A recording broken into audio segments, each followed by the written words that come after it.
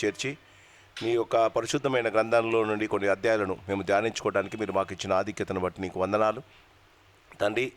మరి బైబిల్లో రాసి ఉంచినదంతా మా జీవితాల్లో మేలు కొరకని, మా జీవితాలలో మేము మా జీవితాలను పరీక్షించుకొని ఆ రాజుల జీవితాలలో మీరు చేసిన కార్యక్రమాలు, మీరు చేసిన అద్భుత కార్యాలు, మీరు శిక్షించిన విధానాన్ని మా జీవితాల్లో నెమరు వేసుకొని మా జీవితాలు బాగు చేసుకోవడానికి మీరు మా కొరకు రాయించి ఉంటుండగా మరి కొన్ని నెలలుగా మరి మొదటి రాజులు, రెండవ రాజులు, మొదటి దినవృత్తాంతములు, రెండవ దినవృత్తాంతములు మేము ధ్యానం చేస్తున్నాం.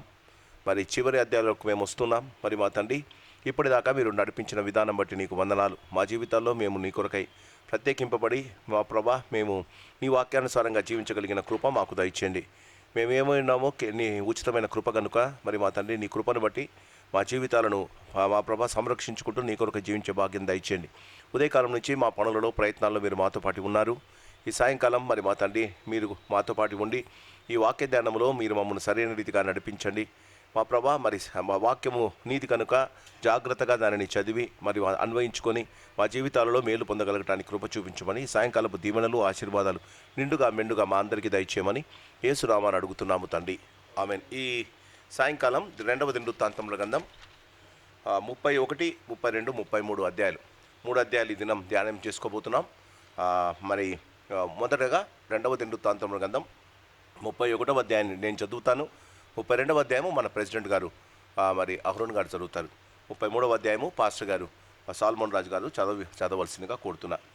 ఇదంతయు సమాప్తమైన తరువాత అక్కడనున్న ఇశ్రాయేలు వారందరూ యూదా పట్టణములకు పోయి యూదా దేశమందంతటను, బెన్యామీను, ఎఫ్రాయిము, మనష్షే దేశముల యందంతటను ఉన్న విగ్రహములను నిర్మూలము చేసి దేవతా స్తంభములను ముక్కగలగా నరికి ఉన్నత స్థలములను బలపీఠములను పడగొట్టిరి.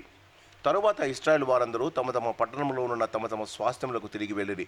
అంతటా హిజ్కియా ఎవరి సేవాధర్మము వారు జరుపుకున్నట్లుగా యాజకులను వరుసల ప్రకారముగాను, లేవీలను వారి వారి వరుసల ప్రకారముగాను నియమించెను. దహన బలులను, సమాధాన బలులను అర్పించుటకు, సేవను జరిగించుటకు, కృతజ్ఞతాస్తుతులు చెల్లించుటకును, యెహోవా పాలెపు ద్వారముల యొద్ద స్తుతులు చేయుటకు యాజకులను, లేవీలను నియమించెను. మరియు యెహోవా ధర్మశాస్త్రమునందు వ్రాయబడి ఉన్న విధిని బట్టి జరుగు ఉదయ, అస్తమయ దహన బలులను, విశ్రాంతి దినములకును, అమావాస్యలకు నియామక కాలములను ఏర్పడి ఉన్న దహన బలులను అర్పించుటకై తమకు కలిగిన ఆస్తిలో నుండి రాజు ఒక భాగమును ఏర్పాటు చేసెను. మరియు యెహోవా ధర్మశాస్త్రమును బట్టి యాజకులను, లేవీలను ధైర్యము వహించి తమ పని జరుపుకున్నట్లు ఎవరి భాగములను వారికి ఇవ్వవలసినదని యెరూషలేములో కాపురమున్న జనులకు అతడు ఆజ్ఞాపించెను. ఈ ఆజ్ఞ వెల్లడి అగుట తోడనే ఇశ్రాయేలు ప్రథమ ఫలములైన ధాన్య ద్రాక్షారసములను, నూనెను, తేనెను, సస్యఫలములను విస్తారముగా తీసుకొని వచ్చిరి.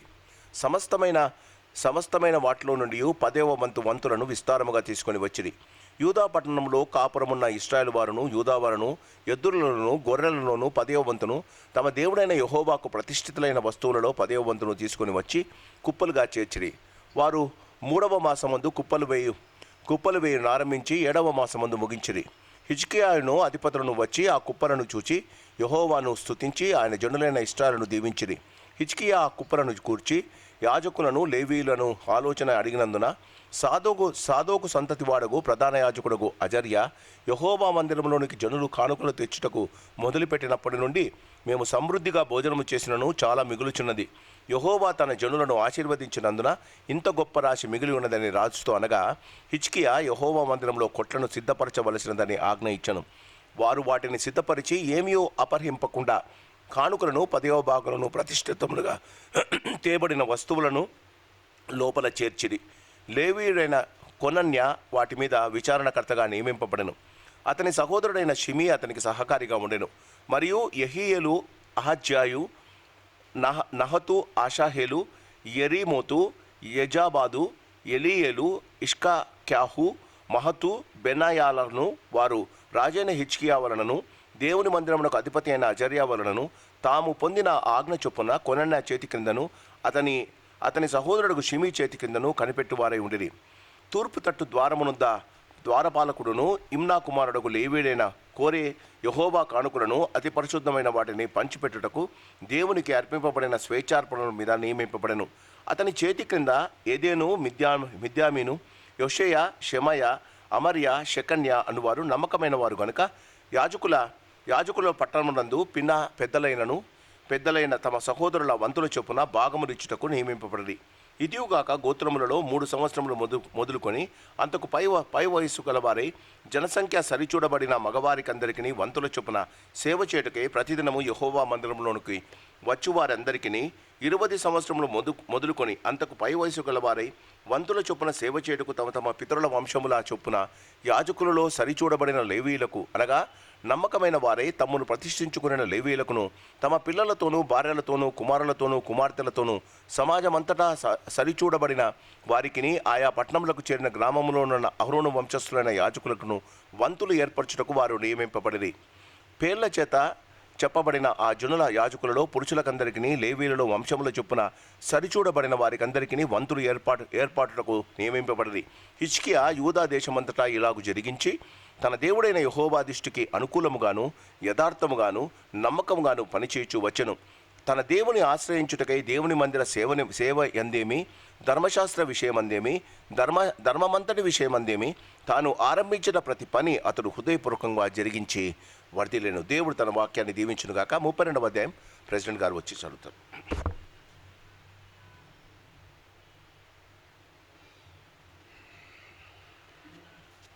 ఈ దిన వాక్య భాగము 2వ దినవృత్తాంతాల గ్రంథము 32వ అధ్యాయం మొదటి నుంచి చదువుకుందాం. రాజు ఇట్టి నమ్మకమైన చర్య చూసిన తరువాత అష్షూరు రాజు అయిన సన్హెరీబు వచ్చి యూదా దేశంలో జొరబడి ప్రాకారపురముల ఎదుట దిగి వాటిని లోపరుచుకుని చూశాను. సన్హెరీబు దండెత్తి వచ్చి యెరూషలేము మీద యుద్ధం చేయని ఉద్దేశించి ఉన్నాడని హిజ్కియా చూచి పట్టణము బయటనున్న ఊటల నీళ్లను అడ్డవలనని తలచి తన అధిపతులతోనూ పరాక్రమశాలతోనూ యోచన చేయగా వారు అతనికి సహాయం చేసిరి. బహుజనులు పోగై అష్షూరు రాజులు రానేలా విస్తారమైన జలం వారికి దొరకనేలా అనుకుని ఊటలన్నింటినీ దేశ మధ్యము గుండా పారుచున్న కాలువను అడ్డిరి. మరియు రాజు ధైర్యం తెచ్చుకొని పాడైన గోడ యావత్తు కట్టించి గోపురముల వరకు దాన్ని ఎత్తు చేయించి బయట మరి ఒక గోడను కట్టించి దావీదు పట్టణంలో మిల్లో దుర్గమును బాగు చేయించెను. మరియు వీటలను డాలను విస్తారముగా చేయించెను. జనుల మీద సైన్యాధిపతులను నియమించి పట్టణపు గుమ్మములకు పోవు రాజవీధుల్లోనికి వారిని తన యుద్ధకు రప్పించి వారిని ఇలాగూ హెచ్చరిక చేశాను. దిగులు పడకుడి, ధైర్యం విడకుడి. అష్షూరు రాజుకైనను అతనితో కూడున్న సైన్యం అంతటికైనను మీరు భయపడవద్దు, విస్మయం పొందవద్దు. అతను కలిగి ఉన్న సహాయం కంటే ఎక్కువ సహాయం మనకు కలదు. మాంస సంబంధమైన బాహువే అతనికి అండ. మనకు సహాయం చేయుటకును మన యుద్ధమును జరిగించుటకును మన దేవుడైన యెహోవా మనకు తోడుగా ఉన్నాడని చెప్పగా జనులు యూదారాజైన హిజ్కియా చెప్పిన మాటలందు నమ్మికించిరి. ఇది అయిన తర్వాత అష్షూరు రాజైన సన్హెరీబు తన బలగమంతటిలో లాకీషును ముట్టడి వేయుచుండి యెరూషలేమునకు యూదారాజైన హిజ్కియా యొద్దకును యెరూషలేమందున్న యూదా వారి అందరి యొద్దకును తన సేవకులను పంపి ఇలాగూ ప్రకటన చేయించెను. అష్షూరు రాజైన సన్హెరీబు సెలవిచ్చున్నదేమనగా, దేని నమ్మి మీరు ముట్టడి వేయబడి ఉన్న యెరూషలేములో నిల్చున్నారు? కరువు చేతను దాహము చేతను మిమ్మును చంపుటకై మన దేవుడైన యెహోవా అష్షూరు రాజు చేతిలో నుండి మనల్ని విడిపించునని చెప్పి హిజ్కియా మిమ్మల్ని ప్రేరేపించున్నాడు కదా. ఆ హిజ్కియా మీరు ఒక్క బలిపీఠం ఎదుట నమస్కరించి దాని మీద ధూపం వేయాలని యూదా వారికిని యెరూషలేము వారికిని ఆజ్ఞ ఇచ్చి యెహోవా ఉన్నత స్థలములను బలిపీఠమును తీసివేసిన వాడు కాడా? నేను నా పితరులను ఇతర దేశముల జనులకందరికీ ఏమేమి చేసితమో మీరు ఎరుగరా? ఆ దేశ జనుల దేవతలు వారి దేశములను నా చేతిలో నుండి ఏమాత్రమైన రక్షింప చాలి ఉండేనా?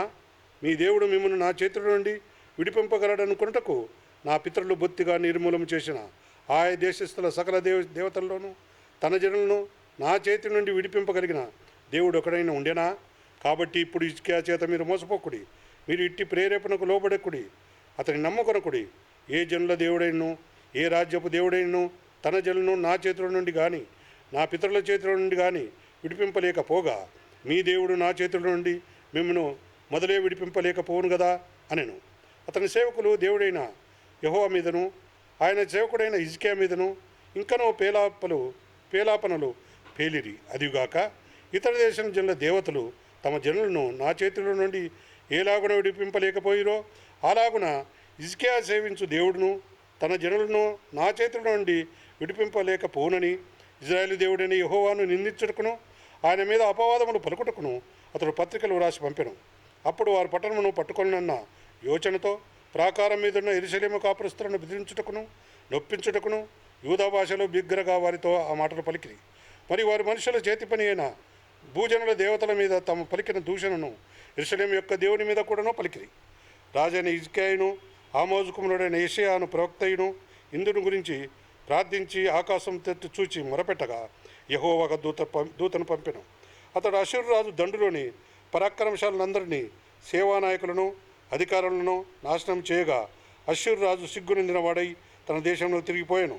అంతటా అతడు తన దేవుని గుడిలో చొచ్చినప్పుడు అతని కడుపున పుట్టిన వారే అతని అక్కడ కత్తి చేత చంపిరి. ఈ ప్రకారము యెహోవా హిజ్కియాను యెరూషలేము కాపురస్తులను అష్షూరు రాజైన సన్హెరీబు చేతుల నుండి అందరి చేతుల నుండి రక్షించి అన్ని వైపులను వారిని కాపాడినందున అనేకులు యెరూషలేములో యెహోవాకు అర్పణలను యూదారాజైన హిజ్కియాకు కానుకలను తెచ్చి ఇచ్చిరి.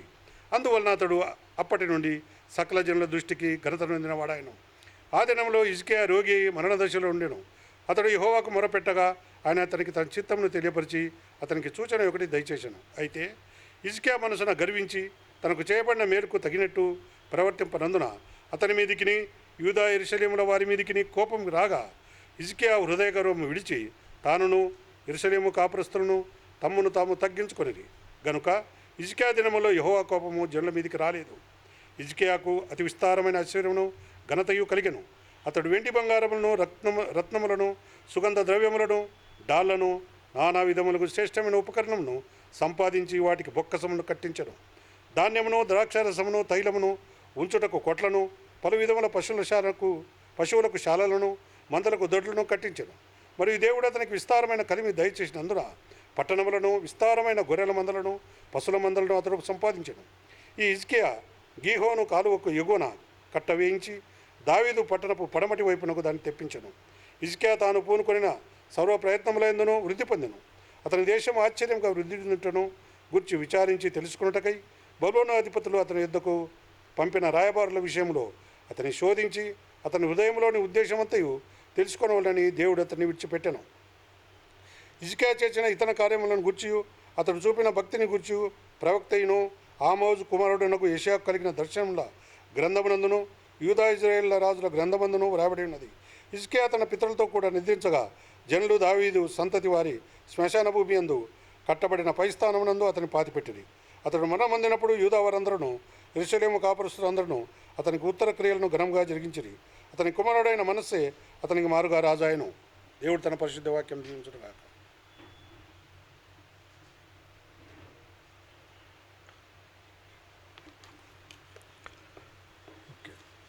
నేటి బైబిల్ స్టడీ కొరకై 3వ భాగము దినవృత్తాంతములు 2వ గ్రంథం 33వ అధ్యాయము.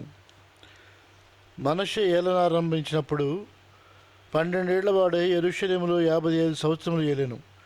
అతడు ఇశ్రాయేలీయుల ఎదుట నుండి యెహోవా వెళ్ళగొట్టిన అన్యజనులు చేసిన హేయక్రియలను అనుసరించి యెహోవా దృష్టికి చెడు నడత నడిచెను.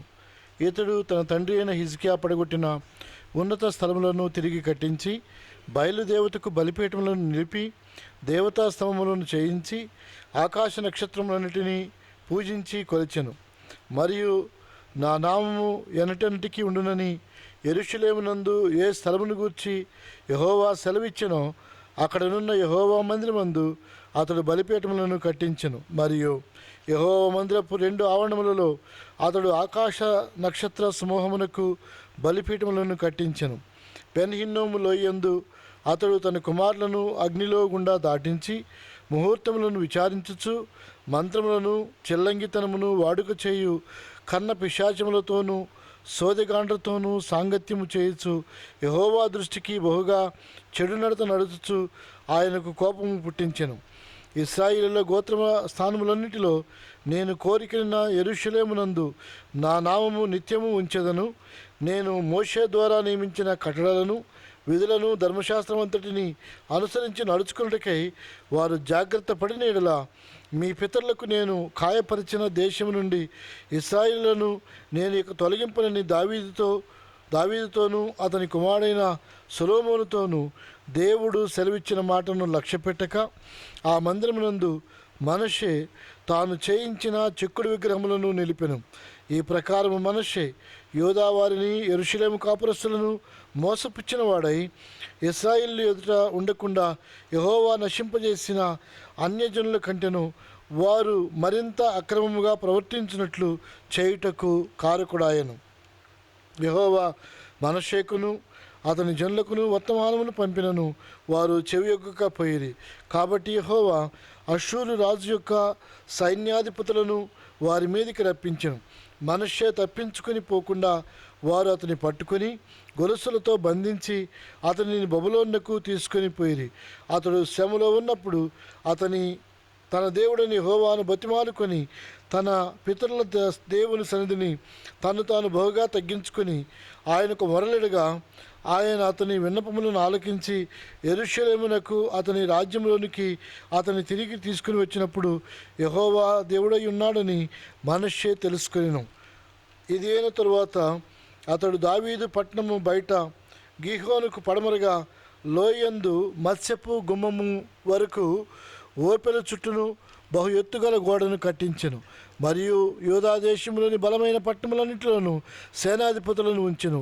మరియు యెహోవా మందిరములో నుండి అన్యుల దేవతలను విగ్రహములను తీసివేసి యెరూషలేమునందును యెహోవా మందిర పర్వతమునందును తాను కట్టించిన బలిపీఠములన్నింటినీ తీసి పట్నం బయటికి వాటిని లాగివేయించెను.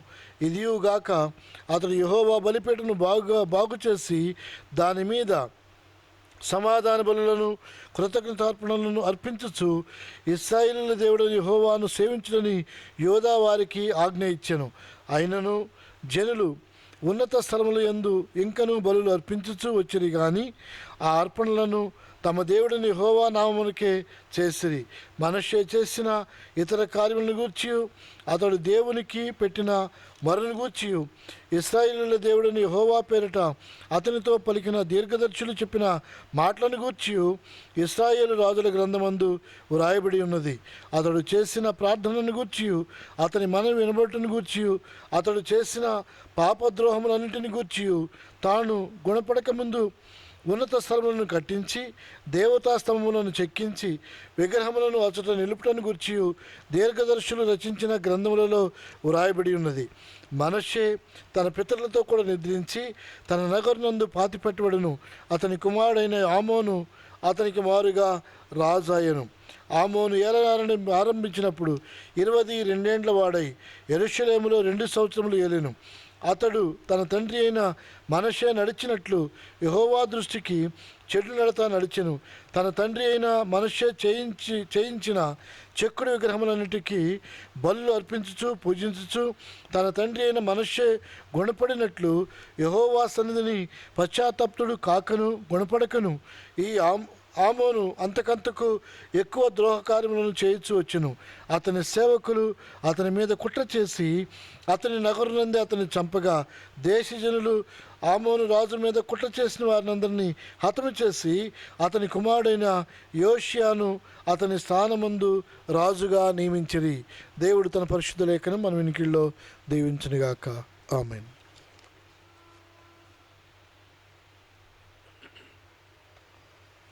ఈ సాయంకాలం పరిశుద్ధ గ్రంథము నుండి దినవృత్తాంతముల గ్రంథం 3 అధ్యాయాలు మరి ధ్యానించుకోవడానికి ఈ సాయంకాలం దేవుడు ప్రోత్సహించాడు. దినవృత్తాంతముల గ్రంథం 2వ దినవృత్తాంతముల గ్రంథమును మరి కంప్లీట్ చేయమని ప్రెసిడెంట్ గారు కొంతమంది కోరారు. 6 అధ్యాయాలు ఉన్నాయి. నేను 2 మంగళవారాలు ఉంటాను కనుక 3 అధ్యాయాలు చేయడానికి ఇష్టపడుతున్నాం. క్రీస్తునందు ప్రేమైన వాళ్ళరా, దేవుని గ్రంథం మానవుని జీవితానికి ఒక చక్కటి మరి సందేశాన్ని దయచేస్తుంది. దేవుడు తన సేవకుల జీవితాలను మన ముందు ఉంచడంలో ఉద్దేశం వారి జీవితాల్లో చేసిన పొరపాటును మనం చేయకూడదని, వారి జీవితాల్లో వారు చేసిన చిన్న తప్పులు మనం చేయకూడదని, వారి జీవితాలలో వారు అనుభవించిన భయంకరమైన దేవుని ఉగ్రతను మనము అనుభవించకూడదు. కొంతమంది వారి జీవితాల్లో దేవుని యందు భయభక్తులు కలిగి జీవించారు. దేవుడు వారిని ఆశీర్వదించాడు. ఎప్పుడైతే దేవుని యందు భయభక్తులు కలిగి దేవుని ఆశ్రయిస్తారో దేవుడు వారిని ఆశీర్వదించాడు. ఎవరైతే దేవుడు చెప్పిన మాటలను పెడచెవిన పెట్టారో దేవుడు వారిని వదిలివేశాడు. భయంకరమైన పరిస్థితులకు దేవుడు వారిని అప్పగించాడు. 31వ అధ్యాయము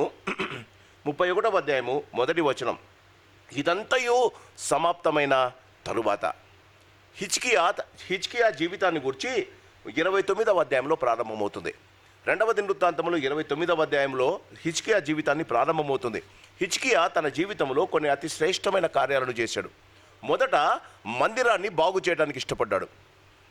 వారు ఇస్తున్న దేవుని మందిరంలో వారు ఇస్తున్న ద్రవ్యాన్ని యాజకులకు ఇచ్చి, ఆ యాజకులలో కొంతమందిని నియమించి వారే ఆ దేవుని యొక్క మందిరాన్ని బాగు చేయడానికి ఆయన పురికొల్పాడు. రెండవది, అప్పటిదాకా జనులు దేవుడు మా నిర్గమకాండము, లేవీకాండములో దేవుడు చెప్పిన పండుగలను వారు జరుపుకోవడం మర్చిపోయారు. వారు దేవుని యొక్క ఆజ్ఞలను వారు మర్చిపోయారు.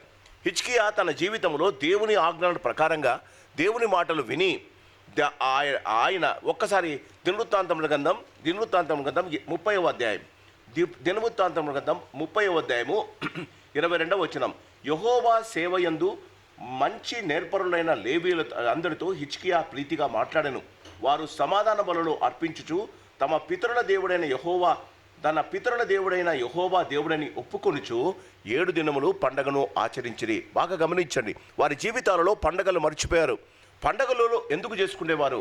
జీవితంలో దేవుడు చేసిన మంచిని జ్ఞాపకం చేసుకొని, దేవుడు వారి జీవితాల్లో చేసిన శ్రేష్టమైన ఆశీర్వాదాలను జ్ఞాపకం చేసుకొని, ఆ దేవుడు నిజమైన దేవుడు, వారి దేవుడు అని కుటుంబాల వారిగా ఒప్పుకోవటానికి దేవుడు అవకాశం ఇచ్చాడు. కానీ ఇశ్రాయేలు మర్చిపోయారట. ఇశ్రాయేలు వారి జీవితాల్లో ఈ పండుగలను మర్చిపోయారు. వారు దేవునికి ఇవ్వవలసిన బలులు మర్చిపోయారు. కానీ హిజ్కియా జీవితంలో మనం గమనిస్తే 23వ వచనంలో, యూదా రాజైన హిజ్కియా సమాజపు వారికి బలి అర్పించుటకు నిమిత్తము 1000 కోడెలను 7000 గొర్రెలనిచ్చుటయు అధిపతులు తను రాజు బలులు ప్రారంభించడానికి 1000 కోడెలనిచ్చాడట. దాని తర్వాత చూస్తే 7000 గొర్రెలనిచ్చాడట. You can understand how can a revival come. జీవితంలో కానీ, సంఘములో కానీ, సమాజంలో కానీ దేవుడు మన జీవితాల్లో రివైవల్ ఎలా ఇస్తాడు? దేవుడు మనము పోగొట్టుకున్న అతి శ్రేష్టమైన దేవుని ఆశీర్వాదం మనం ఎలా పొందుకుంటాం? హిజ్కియా జీవితంలో మనం గమనిస్తే తన జీవితంలో ప్రారంభించాడు. దేవుని వాక్యాన్ని చదివి ఇతరులు దాన్ని అనుసరిస్తున్నారా తనకు అనవసరం. తన జీవితంలో మోషే ధర్మశాస్త్రమును బట్టి దేవుని యొక్క ఆజ్ఞ ప్రకారం జీవించడానికి ఆయన ఇష్టపడ్డాడు. A revival should start from individual persons. దేవుడు ఒక సంఘాన్ని అభివృద్ధిలోనికి తీసుకురావాలి అంటే సంఘములోని ప్రతి వారి జీవితంలో దేవుని వాక్యము పట్ల ప్రత్యేక శ్రద్ధ కలిగి ఉండాలి. మొదట రాజైన హిజ్కియా, దేవునికి స్తోత్రం, రాజైన హిజ్కియా చేయడానికి ఇష్టపడ్డాడు. తన ముందు రాజులు కూడా వారి జీవితంలో దేవుని కొరకు గొప్ప కార్యాలు చేశారు. కానీ వారి జీవితంలో ఇంత హిజ్కియా చేసినంత గొప్ప కార్యాలు వారు చేయలేకపోయారు. 31వ అధ్యాయానికి వచ్చే సమయానికి అక్కడ గమనిస్తూ, ఇదంతయు సమాప్తమైన తర్వాత, when the people started accepting their Lord, ప్రజలు యెహోవాయే దేవుడని ఒప్పుకున్న తరువాత సంఘములో ఉన్న కార్యక్రమాలు, మందిరములో ఉన్న కార్యక్రమాలు సజావుగా జరగాలి. It is not enough to accept God. దేవుని కేవలము అంగీకరించడం మాత్రమే కాదండి, దేవునికి సదా స్తుతి జరగాలి, ఆరాధన జరగాలి. చాలామంది వారి జీవితాలలో వారు చాలా భయభక్తులుగా జీవిస్తారు. గుడికి వస్తారు, గుడికి వచ్చి దేవుని కార్యాలలో పాల్గొంటారు. కానీ ఆరాధన సంఘములో జరగవలసిన కార్యక్రమాల్లో వాళ్ళు పాలు పంపులు పొందరు. ఇది మనం గమనించాలి. హిజ్కియా 31వ అధ్యాయంలో నమ్మకమైన పరిచర్య జరిగించటానికి ప్రజలను పురికొల్పాడు. ఏ నాయకుడైతే తన జీవితంలో సంఘములోని కార్యక్రమాలు నమ్మకంగా జరగటానికి పురికొల్పుతాడో, ఒక్క నిమిషం 31వ అధ్యాయం 20వ వచనం, హిజ్కియా యూదా దేశమంతటను ఇలాగు జరిగించి, it is not just in his family, దేశమంతటలో ఏం జరిగించాడు?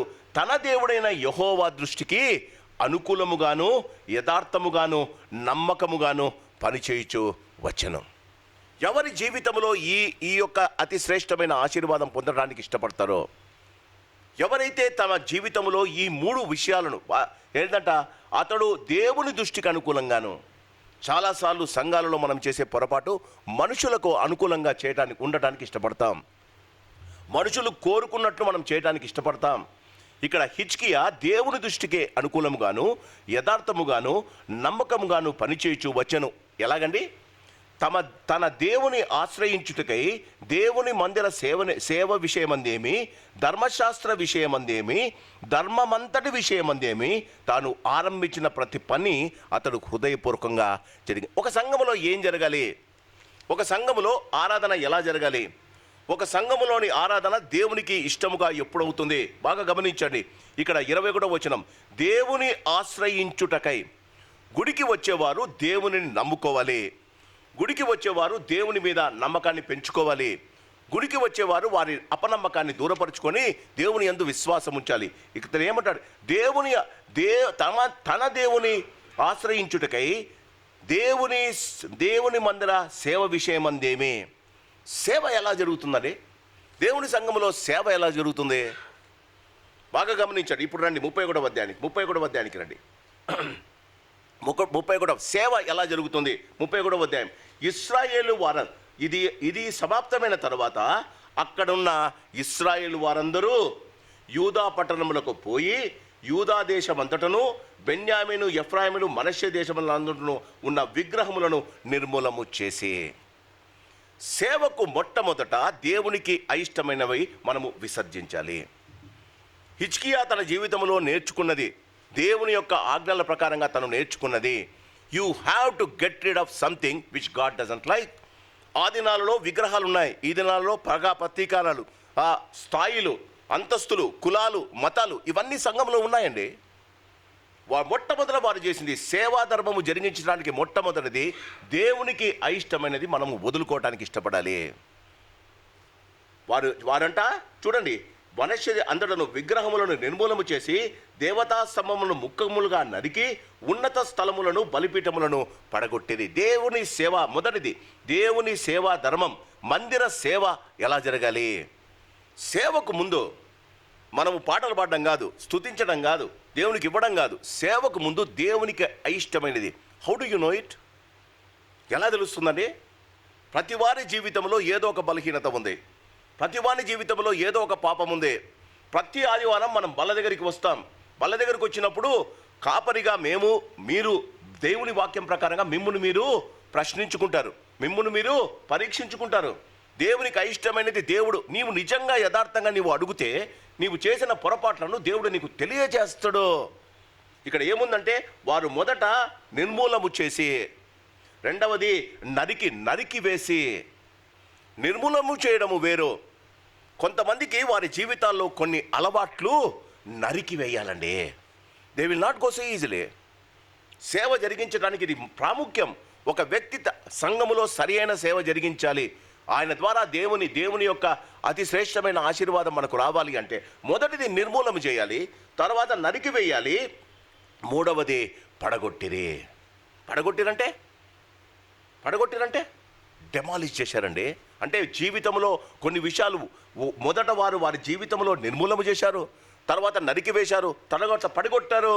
ఏం పడగొట్టాలండి? జీవితంలోని గర్వాన్ని పడగొట్టాలి, జీవితంలోని స్థాయిని పడగొట్టాలి, మన జీవితంలోని కోపతాపాలను పడగొట్టాలి. దేవుడు అంటున్నాడు వారు పడగొట్టిన తరువాత బాగా గమనించండి. రెండవది ఆలోచిద్దాం. 21వ వచనం, 2వ దినవృత్తాంతములు 21. దేవుని మందిర సేవని విషయమందేమి, ధర్మశాస్త్ర. ఇది రెండవదండి. సేవకు దేవుడు ఒప్పుకొననివి, దేవుడు ఇష్టపడింది వదిలివేయాలి. రెండవది ధర్మశాస్త్ర విషయం ఏంటండి? ధర్మశాస్త్ర విషయం క్రీస్తునందు ప్రియమైన వాళ్ళరా, ఒక్కసారి మూడవ వచనం, మరియు యెహోవా ధర్మశాస్త్రమునందు వ్రాయబడిన విధిని బట్టి జరుగు ఉదయ అస్తమయ దహన బలుల విశ్రాంతి దినములకును అమావాస్యలకును నియామక కాలములకు ఏర్పడి ఉన్న దహన బలను అర్పించుటకై తనకు కలిగిన ఆస్తిలో నుండి రాజు ఒక భాగమును ఏర్పాటు చేసెను. ధర్మశాస్త్ర విధి ఏంటో తెలుసా? దేవునికి నీవు ఇవ్వబడ్డంలో నీవు వెనుకంజ వేయకూడదు. దేవుడు నిన్ను ఆశీర్వదించిన ఒక నాయకుని యొక్క అతి శ్రేష్టమైన దేవుని ధర్మశాస్త్రం ప్రకారంగా 3వ వచనంలో అంటాడు, యెహోవా ధర్మశాస్త్రంలో చెప్పినట్టు రాజు ప్రారంభించాడండి. రాజు ప్రారంభించారు. బాగా గమనించండి. 4వ వచనం, మరియు యెహోవా ధర్మశాస్త్రమును బట్టి యాజకులను లేవీయులను ధైర్యము వహించి తమ పని జరుపుకున్నట్లు ఎవరి భాగములు వారికి ఇవ్వవలసినదని యెరూషలేములో కాపులమున్న జనుటకు అతడు ఆజ్ఞాపించను. ఆ ఆజ్ఞ వెల్లడెకుడు తోడను ఇశ్రాయేలు ప్రథమ ఫలములైన ధాన్య ద్రాక్షారసమును నూనెను తేనెను సస్య ఫలములను విస్తారముగా తీసుకొని వచ్చిరి. సమస్తమైన వాటిలో నుండి 10వ వంతులుగా విస్తారముగా తీసుకొని వచ్చిరి. సంఘములో ఇది జరగాలి. నా మాటలు కావండి. దేవుడు అంటున్నాడు, మీరు హృదయపూర్వకంగా మీరు వర్ధిల్లాలి అంటే ఇది జరగాలి. చూడండి, మొదటిది సేవ ఎట్లా? మనలోని దేవునికి అయిష్టమైనవి నరికేసేయాలి, పడవేయాలి, పడగొట్టాలి. రెండవది ధర్మశాస్త్ర ప్రకారంగా వారి జీవితంలో వారు అంటారు. చూడండి, 10వ వచనానికి వచ్చే సమయానికి అజర్య అనే లేవీయుడు అంటాడు, యెహోవా మందిరములోనికి జనులు కానుకలను తెచ్చుట మొదలుపెట్టినప్పటి నుండి మేము సమృద్ధిగా భోజనము చేసినను. బాగా గమనించండి, ఎప్పుడండి మనకు మిగులు, ఎప్పుడండి సమృద్ధి? బాగా గమనించండి. మొదట దేవుని సేవ జరిగించడానికి మనల్ని మనం పరిశుద్ధపరచుకోవాలి. పరికరాలు వస్తాయండి, అర్పణలు వస్తాయండి. జీవితంలో పెద్దలుగా, పాస్టర్లుగా మనము మన జీవితాలలో మొదట దేవుని సేవ విషయమందు మనము దేవుని ఎదుట యథార్థంగా ఉండాలి. If one person is having ఆకాను మాదిరి ఒక్కని జీవితములో, తన జీవితంలో దేవుడు వాక్య ప్రకారంగా జీవించకపోతే, రెండవది దేవుని ధర్మశాస్త్ర విషయము మన జీవితాల్లో జరగదండి. చాలామంది అంటారు, ఎందుకు ఇవ్వరు? మొదటిది జరగలేదు, సేవాధర్మము సరిగ్గా జరగడం లేదు. సేవాధర్మం డబ్బుతో కూడినది కాదండి. సేవ సంఘములో సేవ డబ్బుతో కూడినది కాదు. సేవ మనస్సుతో కూడినది.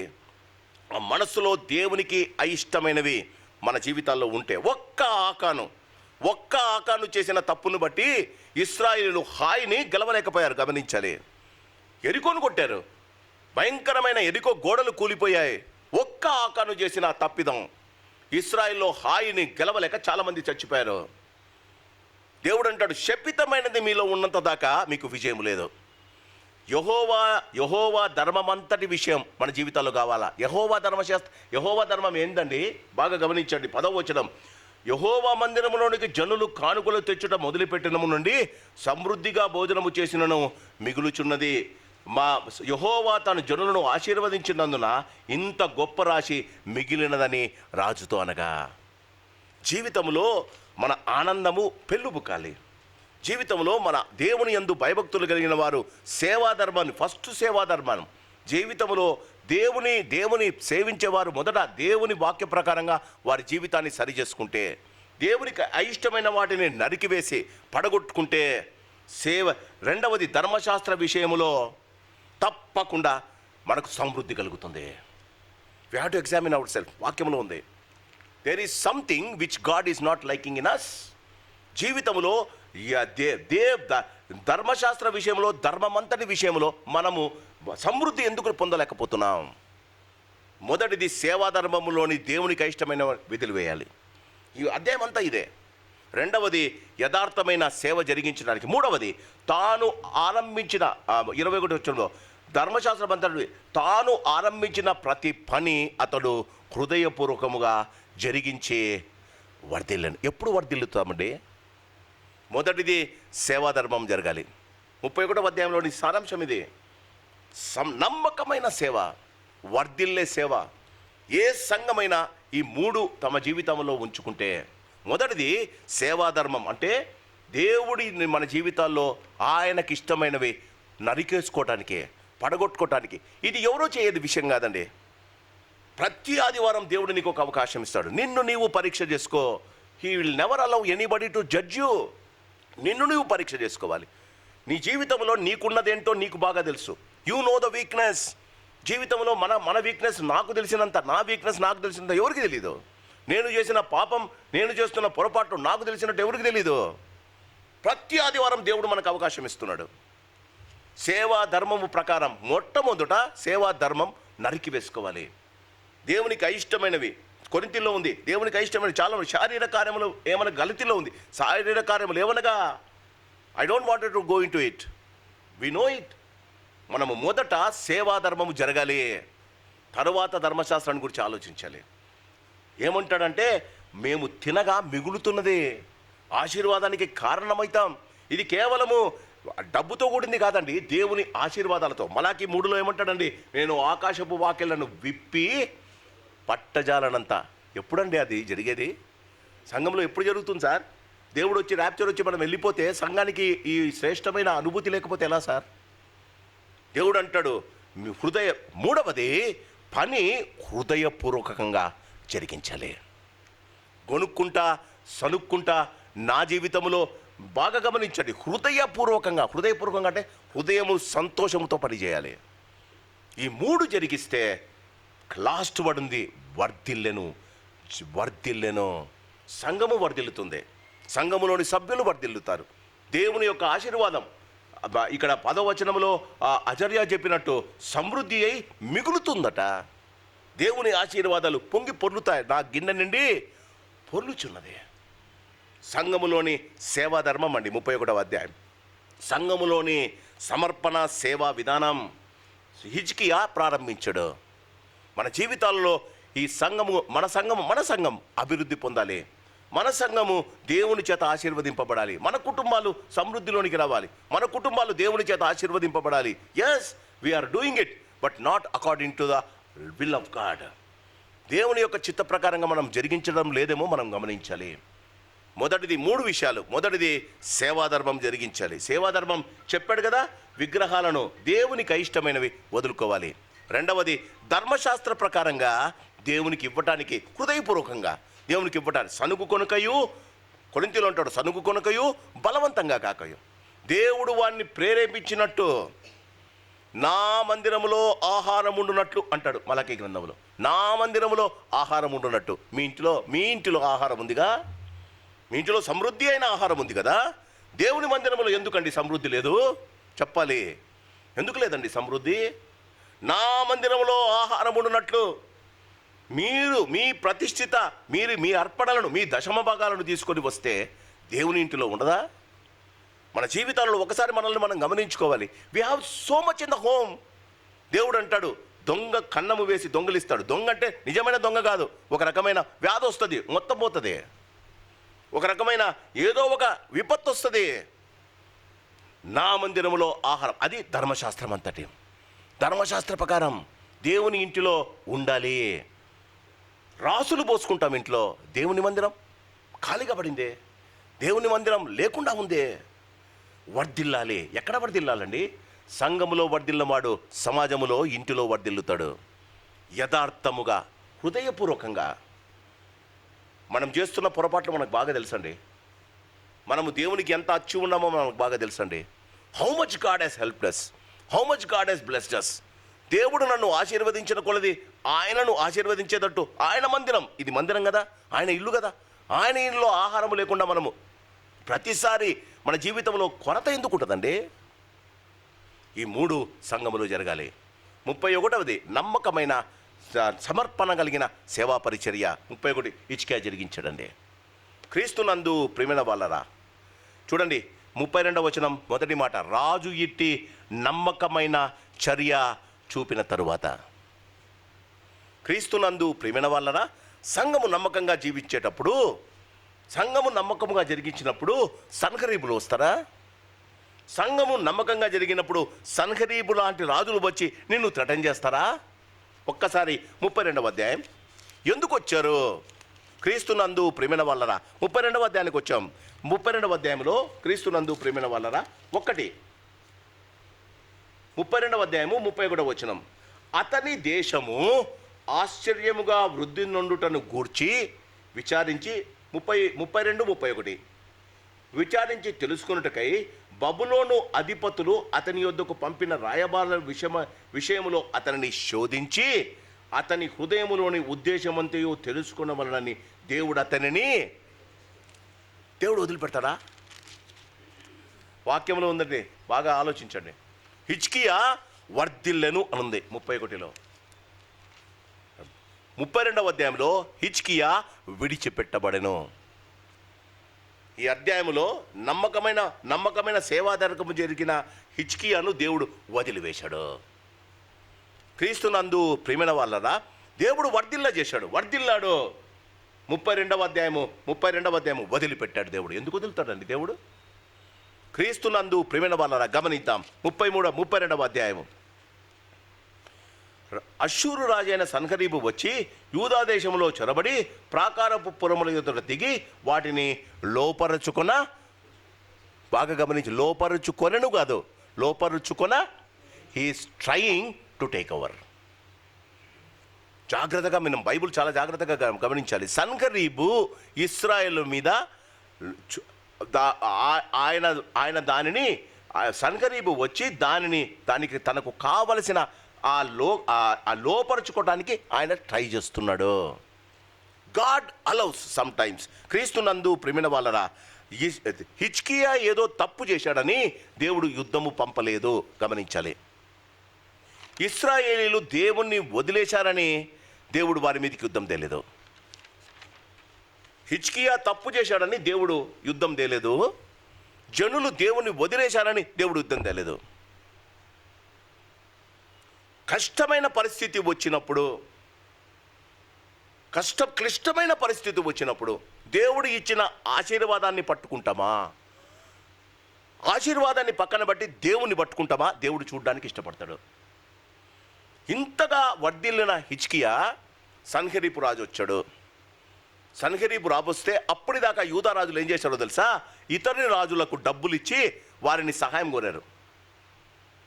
ఇతర రాజులకు కప్పమిచ్చి చూసాం. ముందు రాజులలో వారు డబ్బులు ఇచ్చి, కావాలంటే యెరూషలేం దేవాలయాన్ని బంగారాన్ని కూడా ఇచ్చి ఆ రాజుల సహాయం కోరారు చాలామంది, ఇంక్లూడింగ్ యెహోషాపాతు.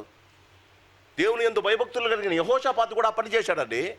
ఇక్కడ మనం గమనిస్తే ఒక్క మాట మీరు వినాలి. ఈ 32వ అధ్యాయము 7వ వచనం. రాజు యొక్క నోటిలో దేవుడు ఎంత సంతోషపడి ఉంటాడండి ఈ మాట విని. మీరు దిగులు పడకడి, ఇశ్రాయేలుతో మీరు దిగులు పడకడి, ధైర్యము విడవకుడి, అష్షూరు రాజుకైనను అతనితో కూడున్న సైన్యమంతటికైనను మీరు భయపడవద్దు, విస్మయం పొందవద్దు. అతనికి కలిగి ఉన్న సహాయము కంటే ఎక్కువ సహాయము మనకు కలదు. This is the first statement. వచ్చింది రాజు దగ్గర ఉన్న సైన్యానికి 3 అంతలు ఎక్కువ సైన్యం ఉన్నారు. రాజు దగ్గర ఉన్న సైన్యము కన్నా 3 అంతల సైన్యం ఉన్నారండి. ఒక నాయకునికి ఉండవలసిన మొదటి లక్షణం మన సహాయము దేవుడు అని ప్రజలను నమ్మించడం. 32వ అధ్యాయంలో హిజ్కియా నమ్మకమైన చర్య జరిగించాడు. 31వ అధ్యాయంలో 32లో ఆయన అంటున్న మాట, ఆయన స్టేట్మెంట్ చూడండి, సాక్ష్యం చూడండి. మనిషి చూడండి, మనకు వారికి కలిగి ఉన్న సహాయము కంటే మనకు సహాయము ఎక్కువ సహాయము మనకు కలదు. 8వ వచనం. మాంస సంబంధమైన బాహువే అతనికి అండా. మనకు సహాయము చేయుటకు, మన యుద్ధములను జరిగించుటకు మన దేవుడైన యెహోవా మనకు తోడుగా ఉన్నాడు.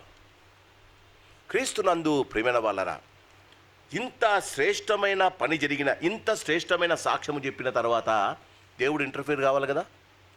దేవుడు సన్హెరీబును రంపించకూడదు కదా. దేవుడు బాగా గమనించండి, when you are so confident about God's help, దేవుని యొక్క సహాయము దేవుడు నీకు అండగా ఉన్నాడని, దేవుడు నిన్ను తప్పకుండా సహాయం చేస్తాడని, దేవుడు నీ జీవితంలో అతి శ్రేష్టమైన ఆశీర్వాదము ఇస్తాడని నీకు 100% నమ్మకం ఉంటే దేవుడు నిన్ను ఇంకా బలపరచాలని ఇష్టపడతాడు. సన్హెరీబు వచ్చాడండి, లోపలికి వచ్చాడు. లోపలికి వచ్చి ఏమంటాడు ఒకసారి గమనిద్దాం. అంత మాటలు వద్దులేండి. సన్హెరీబు అన్న ఒక్క మాట చూడండి, 15వ వచనం. కాబట్టి 32:15. ఇప్పుడు హిజ్కియా చేత మీరు మోసపోకుడే. దేవుని గురించి చాలా మాట్లాడుతున్నాడయ్యా. ఎంతోమంది దేవుళ్ళను నాశనం చేశానయ్యా. దేవుడు శత్రువును నాశనము చేయడానికి శత్రువును ప్రేరేపిస్తున్నాడు. గమనించాలి. You need not do anything. జీవితంలో దేవుని మీద ఆధారపడినవాడు. హిజ్కియా జీవితంలో భయంకరమైన పరిస్థితి వచ్చింది. హిజ్కియా మీదకి సన్హెరీబు 3 అంతల సైన్యంతో వచ్చాడు. ఇప్పుడు హిజ్కియా తన సైన్యం మీద ఆధారపడకుండా, మానవ బాహువు కాకుండా దేవుని సహాయం మీద ఆధారపడుతున్నాడు ప్రజలకు చెప్పాడు. ఇప్పుడు సన్హెరీబు లోపలికి వచ్చేసాడు. Why did God allow Sennacherib to come inside? వచ్చి ఏమంటాడు? హిజ్కియాను నమ్ముకొనకుడి. చూడండి, మీరే చూడండి 15వ వచనం. హిజ్కియాను కాబట్టి హిజ్కియా చేత మీరు మోసపోకుడి, మీరు ఇట్టి ప్రేరేపణకు లోబడకుడి, అతన్ని నమ్ముకొనుకుడి. ఏ జనుల దేవుడైనను, ఏ రాజ్యపు దేవుడైనను తన జనులను నా చేతిలో నుండి కానీ నా పితరుల చేతిలో నుండి కానీ నన్ను విడిపింపలేకపోగా, మీ దేవుడు నా చేతిలో నుండి మిమ్మును మొదలే విడిపింపలేకపోవును కదా. బాగా గమనించండి, God allows your enemy to speak against God. దేవుడు నీ శత్రువును దేవునికి విరోధంగా మాట్లాడటానికి ప్రేరేపిస్తాడు. నీవు యథార్థంగా ఉంటే నీ జీవితంలో దేవుని మీద ఏం చేయలేదండి, ఒక్క బాణమే లేదండి హిజ్కియా. తనంతకు తానుగా వచ్చి, బాగా గమనించండి, ఒకవేళ ఆయన సైన్యంతో వస్తున్నాడని ఈయన సైన్యాన్ని ప్రిపేర్ చేసిపోయిందంటే, when you are in a threshold of a war, జీవితంలో నీవు భయంకరమైన పరిస్థితుల్లో ఉన్నప్పుడు హిజ్కియా లాంటి మనస్సు మనకుంటే, హిజ్కియా లాంటి దేవుని మీద మన ఆధారపడి ఉంటే, అనేమంటాడు, వారికి మాంసాహారమే వారి అండ, సహాయం మనకు మన దేవుడైన యెహోవా సహాయం. ఎప్పుడైతే ఆ మాట అన్నాడో, దేవుడు శత్రువును మొదట హిజ్కియాను తిట్టాడు. హిజ్కియాను మోసపోకండి అంటాడు. రెండవది, హిజ్కియా దేవుని తిట్టాడండి. Allow your enemy to blame your God. Allow your enemy to blame your God. దేవునికి రోషము పుట్టించున్నంతగా నీ శత్రువును వదిలేయండి. నువ్వు దేవుని గురించే మాట్లాడుతుండవు, శత్రువు వచ్చి నిన్ను నీ దేవుని కూడా నిందిస్తాడు. క్రీస్తునందు ప్రియమైన వాళ్ళరా, చూడండి 16వ వచనం, అతని సేవకులు దేవుడైన యెహోవా మీదను అతని సేవకుడైన హిజ్కియా మీదను ఇంకను పేలానాపులు వేలిరి. క్రీస్తునందు ప్రియమైన వాళ్ళని గమనించండి. ఏం చేయాలి అప్పుడు? తిరగబడాలా? శత్రువు వచ్చి మనతో మాట్లాడి మనల్ని అవమానంగా జరిగించినప్పుడు, శత్రువు వచ్చి మనలను మన దేవుణ్ణి నిందిస్తున్నప్పుడు, మీ దేవుడు నిద్రపోతున్నాడా అన్నాడు కదా. మీ దేవుడు నిద్రపోతున్నాడా? ఎక్కడండి? ఎవరితో అన్నాడండి? చెప్పాలి. మీ దేవుడు నిద్రపోతున్నాడేమో. ఒక ప్రవక్త అన్నాడు వారి దేవునితో, మీ దేవుడు నిద్రపోతున్నాడేమో, మీ దేవుడు కావల్లో ఉన్నాడు. ఎవరండి చెప్పండి? ఏలియా అన్నాడు కదా. మన దేవుడు కునకడు, నిద్రపోడు. గమనించండి. He will neither sleep are not slumber. మన దేవుడు కునకడు, నిద్రపోడండి. ఆయన ప్రతినిత్యము మనల్ని కాపు కాస్తూనే ఉంటాడు. ఎందుకు దేవుడు సన్హరీబును వదిలాడు? హిజ్కియా దేవుడు ఇచ్చిన ఆశీర్వాదం మీద ఆధారపడతాడా? ఇక్కడ మన పాయింట్. దేవుడు ఇచ్చిన ఆధారం మీద దేవుడిచ్చిన ఆస్తి మీద ఆధారపడతాడా? దేవుడిచ్చిన స్నేహితుల మీద ఆధారపడతాడా? దేవుడు నీకు ఇచ్చిన స్తోమత మీద ఆధారపడతాడా? లేకపోతే దేవుడిచ్చిన సైన్యము మీద ఆధారపడతాడా? సన్హరీబు వచ్చి భయంకరమైన మాటలు మాట్లాడాడు. హిజ్కియా వెంటనే కోపం వచ్చి నన్నంటాడా, నా దేవుణ్ణి అంటాడా, కొట్లాటకు పోలేదండి. చూడండి 20వ వచనం, రాజైన హిజ్కియా ఆమోజు కుమారుడైన యెషయా అను ప్రవక్త ఇందును గురించి ప్రార్థించి ఆకాశము తట్టు చూచి మొరపెట్టగా. అంతే చేశారండి. That's what church has to do. మనము ఎవరి మీద ఏ నింద వేయవలసిన అవసరం లేదు.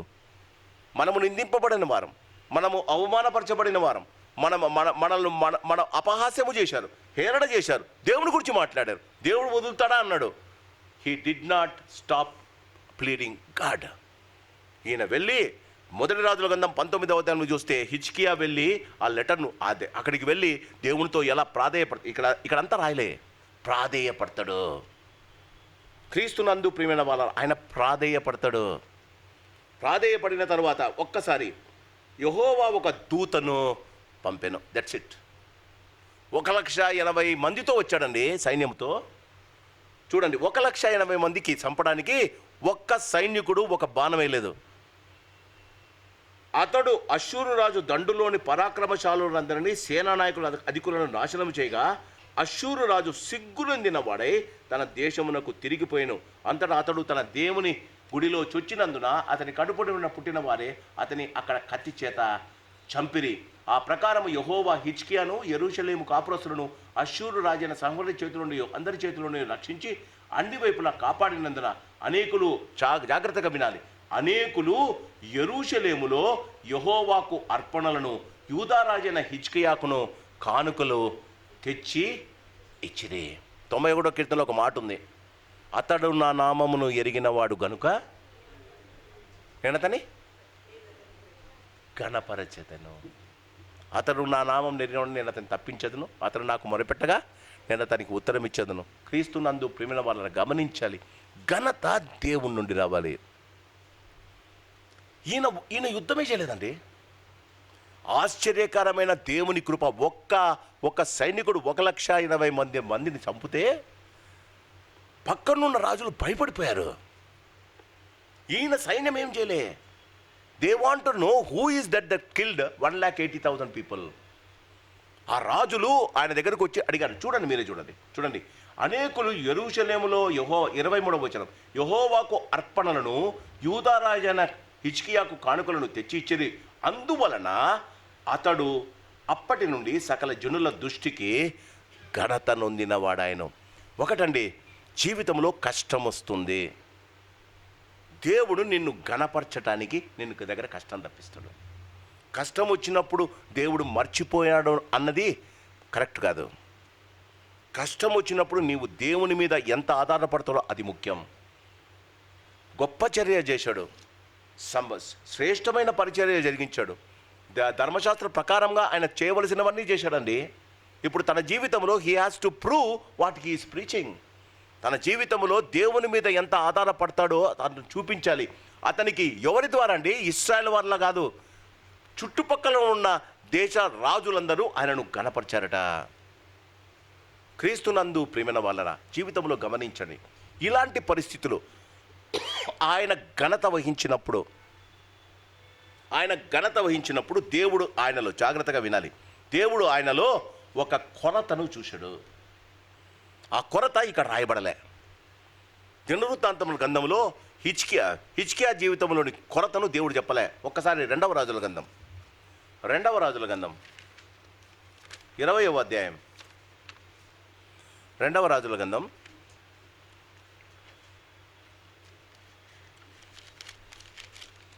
20వ అధ్యాయం.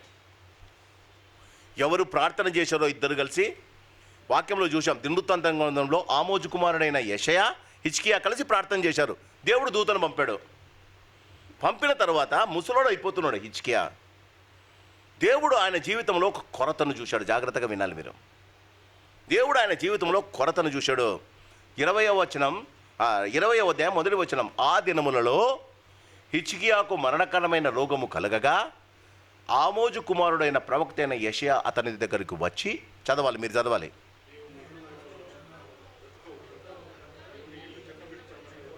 జాగ్రత్తగా వినాలండి.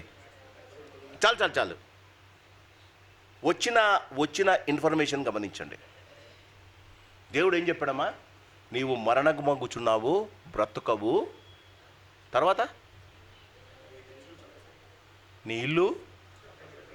ఆయన దేవుని పట్ల ఉన్న ఆసక్తి, కుటుంబములో దేవుని గురించిన సలహాలు, దేవుని గురించిన విషయాలు కుటుంబములో ఆయన జరిగించలేదు. ఆయన సంఘములోను సమాజంలోను వ్యక్తిగతంగా దేవుని పట్ల ఉన్న భక్తి విశ్వాసాలు కొడుకులకు నేర్పలేదు. దేవుడు అంటాడు, నీ ఇంటి వాళ్ళకు నేర్పి. ఇప్పుడు దేశం బాగుంది, ఇశ్రాయేలు బాగున్నారు, వర్ధిల్లారు, దేవుని కార్యాలు జరుగుతూ ఉన్నాయి, పండగలు చేసుకుంటున్నారు, అందరూ దేవునికి దగ్గరయ్యారు. హిజ్కియా కుటుంబము తప్ప. చాలామంది దేవుని గురించి మాట్లాడి పిల్లలను వదిలేస్తారు. దేవుని గురించి మాట్లాడి, దేవుని గురించి చక్కగా మాట్లాడతారు. దేవుని మందిరం గడిచిన సొలొమోను కొడుకు నేర్పలేదండి దేవుని గురించి. జీవితంలో మనం జ్ఞాపకం పెట్టుకోవాలి, దేవుడిచ్చిన అతి శ్రేష్టమైన ఆశీర్వాదం నీ పిల్లలు. హిజ్కియా, నువ్వు మరణమవుతున్నావు. I'm going to die. You are going to die. హిజ్కియా, నువ్వు చచ్చిపోతున్నావు. ఒకటే మాట అండి, నీ ఇల్లు చక్కబెట్టుకో. హిజ్కియా ఏమని అడిగిండాలండి? ప్రభువా, తరుణమి నా కుటుంబాన్ని చక్కబెట్టుకుంటాను.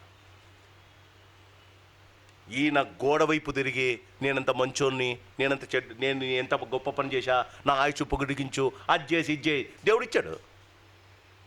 కానీ హిజ్కియా కుటుంబాన్ని చక్కబెట్టుకోలే. క్రీస్తునందు ప్రేమైన వాళ్ళరా, దేవుని గుడిని ఎలా ఆశీర్వదించాలని ఇష్టపడతాడో దేవుడు నీ ఇంటిని కూడా ఆశీర్వదించాలని ఇష్టపడతాడు. God gave him a warning. నీ ఇంటిని చక్కబరుచుకో, నీ ఇంటిని చక్కబరుచుకో. ఇప్పుడు దినవృత్తాంతముల గ్రంథం 32వ అధ్యాయం. దినవృత్తాంతముల గ్రంథం 32వ అధ్యాయము 24వ వచనం. ఆ దినములలో హిజ్కియా రోగమై 20వ అధ్యాయము 2వ రాజుల గ్రంథం 20వ అధ్యాయంలో చాలా క్లియర్గా రాశారు.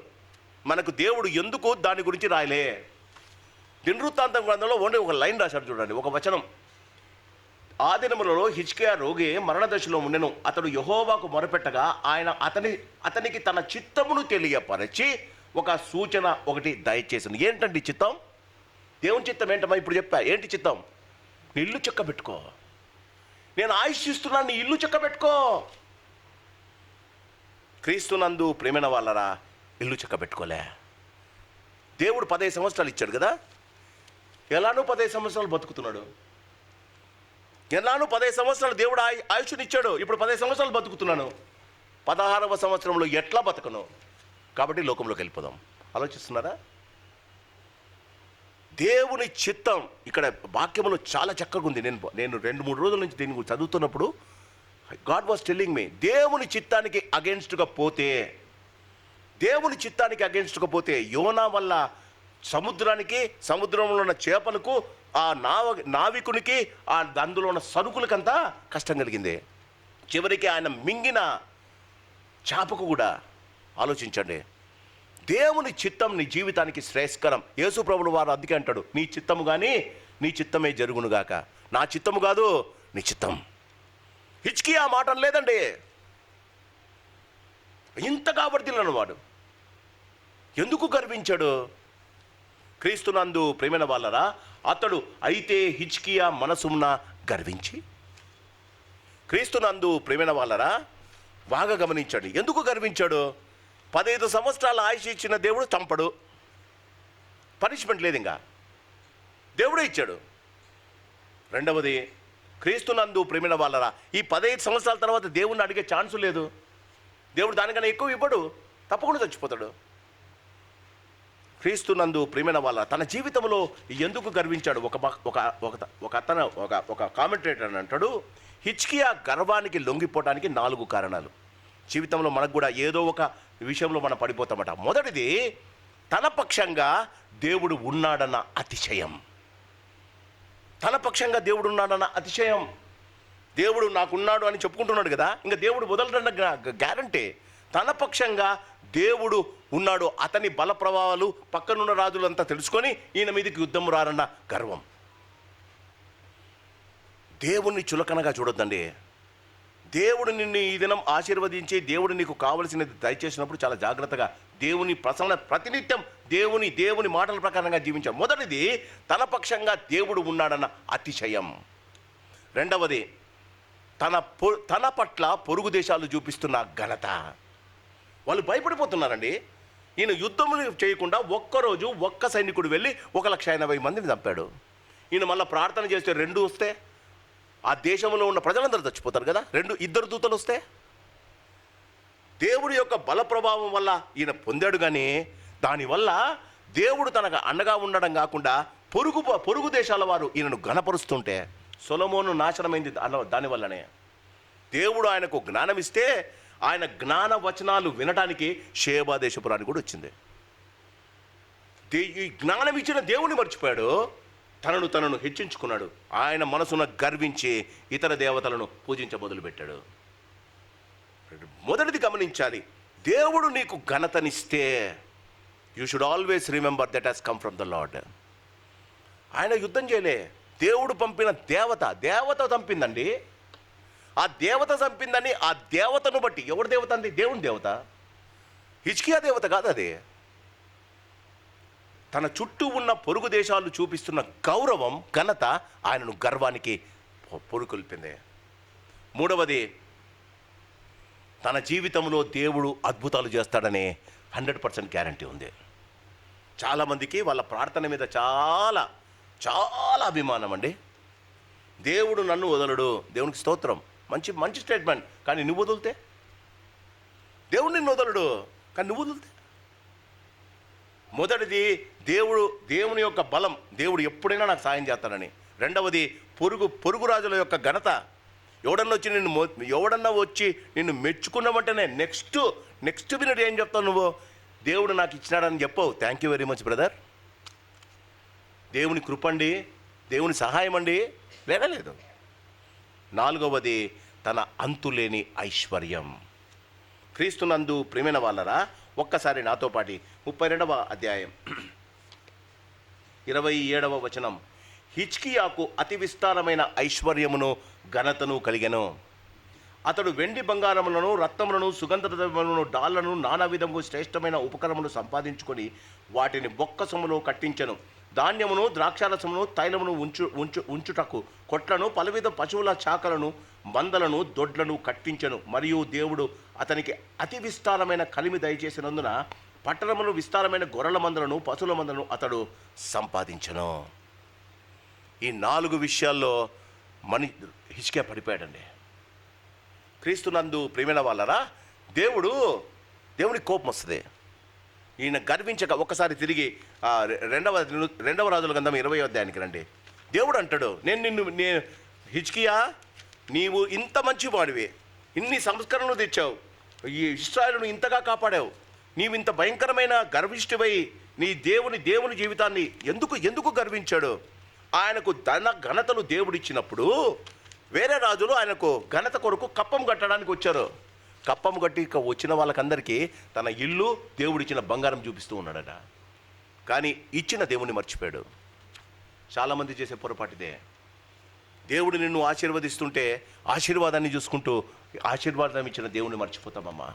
ఒక్కసారి 2వ రాజుల గ్రంథం 20వ అధ్యాయం 6వ వచనం 26. ఇంకా 15 సంవత్సరంలో ఆయుష్ నీకు ఇచ్చుదను, మరియు నా నిమిత్తము, నా సేవకుడైన దావీదు నిమిత్తమును ఈ పట్టణమును నేను కాపాడుచు నిన్నును ఈ పట్టణము అష్షూరు చేతిలో పడకుండా నేను విడిపించదను. పిమ్మట యెషయా అంజూరపు పండ్ల ముద్ద తెప్పించుడని చెప్పగా వారు దాన్ని తెచ్చి కురుపు మీద వేసిన తరువాత అతడు బాగుపడెను. యెహోవా నన్ను స్వస్థపరచుటకు ఇదంతా చెప్పిన తర్వాత క్రీస్తునందు ప్రేమైన వాళ్ళరా, ఆయన తన జీవితంలో తన చేసిన పొరపాటు ఏంటంటే, దేవుడు ఆయనకు చెప్తాడు, నిన్ను నేను శిక్షిస్తున్నానంటే ఆయన చెప్పిన మాట ఏంటంటే, క్రీస్తునందు ప్రేమైన వాళ్ళరా, ఆయన నా జీవితంలో కాకుండా నా కుమారుని జీవితంలో నీవు ఆ యొక్క శాపాన్ని తెప్పిస్తున్నామంటే ఆయన దానికి ఒప్పుకున్నాడట. క్రీస్తునందు ప్రేమైన వాళ్ళరా, దినవృత్తాంతముల గ్రంథం 32వ అధ్యాయం 32వ అధ్యాయం 25వ వచనం. అయితే హిజ్కియా మనసున గర్వించి తనకు చేయబడిన మేలుకు తగినట్లు ప్రవర్తింపినందున అతని మీదికిని యెరూషలేము వారి మీదికిని కోపము రాగా, హిజ్కియా హృదయ గర్వము విడిచి తానును యెరూషలేము కాపురసులను తాము తగ్గించుకొనిది గనుక హిజ్కియా దినములలో యెహోవా కోపము జనుల మీదికి రాలేదు. దేవుని కోపం అయితే తప్పకుండా వస్తుంది. ఎవరి మీదకి వచ్చిందండి? కొడుకుల మీదకి వచ్చింది. ఆయన అంటాడు, నా దినాల్లో రాకపోతే చాలు. క్రీస్తునందు ప్రేమైన వాళ్ళరా, నీకన్నా నీ సంతానము అభివృద్ధి పొందాలి. నీకన్నా నీ సంతానము దేవుని గురించి ఎక్కువ తెలుసుకోవాలి. నీ పిల్లలు దేవుని గురించి నీకన్నా దేవుని యందు జ్ఞానం కలిగి ఉండాలి. 15 సంవత్సరాలు దేవుడు ఇచ్చాడండి ఆయుష్. 15 సంవత్సరాల్లో హిజ్కియా ఇల్లు బాగు చేసుకోలే, కొడుకును ముట్టించుకున్నాడు మనష్యను. ఆయనకు 15 years ఆయుష్ ఇచ్చాడు కదా. 33వ అధ్యాయం. మనష్షే ఏలారంభించినప్పుడు 12 ఏళ్ల వాడు. హిజ్కియా చచ్చిపోయిన తర్వాత మనష్షే రాజయ్యాడు. మనష్షే రాజయ్యేటప్పుడు ఆయనకి ఎంత అండి సంవత్సరాలు? 12 సంవత్సరాలు. అంటే 15 సంవత్సరాలు ఆయుష్ ఇస్తే ఇల్లును చక్కబెట్టలే, మనష్షేను పుట్టించుకున్నాడు. మనష్షేకు దేవుని గురించి చెప్పలేదండి. మొదటి మాట ఏమంటుందో చూడండి, 33వ అధ్యాయము 2వ వచనం. ఇతడు ఇశ్రాయేలు ఎదుట నుండి యెహోవా వెళ్ళగొట్టిన అన్యజనులు చేసిన హేయక్రియలను అనుసరించి యెహోవా దృష్టికి. ఎందుకండి? Why no instructions from his. బాలుడు నడవవలసిన త్రోవను వాడికి నేర్పుము, వాడు పెద్దవాడైనప్పుడు దాని నుండి తొలగిపోడు. దేవుడు చెప్పింది, నీకు ఆయుష్నిస్తున్నా నీ కుటుంబాన్ని చక్క చేసుకో, నీ పిల్లలను చక్క చేసుకో. ప్రపంచానికంతా నా గురించి చెప్పావు, అభివృద్ధిలోనికి వచ్చావు, రాజులంతా నీకు భయపడుతున్నారు, కానీ నీ ఇంట్లో వాళ్ళు భయపడడం లేదే, నీ ఇంట్లో వాళ్ళు నా గురించి ఆలోచించడం లేదే. నీ ఇంట్లో వారు నన్ను గురించి అసలు వాళ్ళు అసలు దాని గురించి నన్ను గురించి తెలుసుకోవడానికి ఇష్టపడడం లేదే. వాళ్ళ నాయన ఏదైతే చెయ్యలేదో వీడు చేయడానికి మొదలు పెట్టాడండి. ఎందుకంటారు? హిజ్కియా అన్నాడు కదా, నా తరంలో వద్దు నీ శాపము, నా కొడుకు తరంలో రానండి. భయంకరమైన జీవితం. ఒక భక్తుడు అంటాడు, మనష్షే యూదా రాజులందరికన్నా నీచుడట. అంత అతిశ్రేష్టమైన హిజ్కియా తన కుమారుణ్ణి 15 ఒక్క మాట అండి, దేవుడు ఒకవేళ చిత్తము జరిగించి 15 సంవత్సరాల ఆయుష్ ఇవ్వకపోయింటే, దేవుని చిత్తానికి అగెన్స్ట్గా పోయాడు. దేవుడు కొడుకు ఇచ్చాడు. కొడుకు అందరికన్నా భయంకరంగా జీవించాడు. ఎలాంటి జీవితం అంటే, ఒక్కసారి నాతో పాటు